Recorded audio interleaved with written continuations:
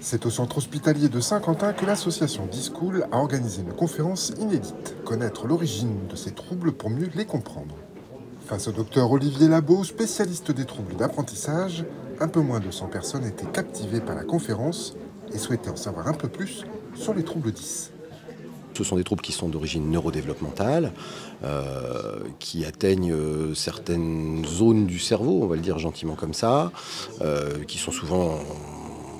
Il y a plusieurs facteurs qui rentrent en cause pour les provoquer.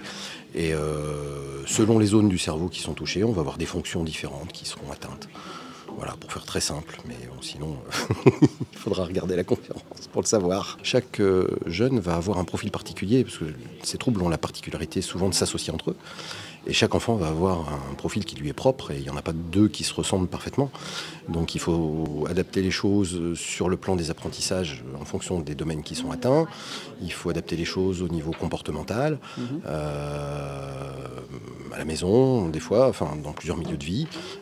Là, c'est vraiment spécifique à chaque trouble. Voilà, on peut rééduquer, on peut aider, on essaye de contourner en fait les fonctions qui sont atteintes et puis d'adapter au mieux qu'on peut. Les troubles sont aujourd'hui de plus en plus tôt détectés et les associations comme D-School sont là pour vous accompagner.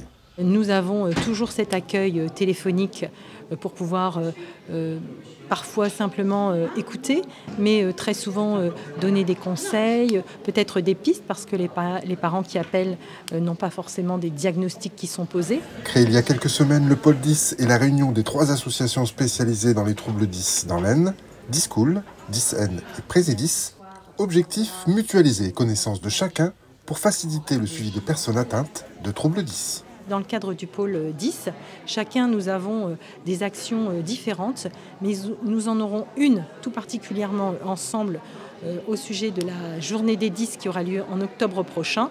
Et puis nous collaborons de façon à ce que nos actions puissent être menées au service de tous ces enfants et de tous ces adolescents particuliers.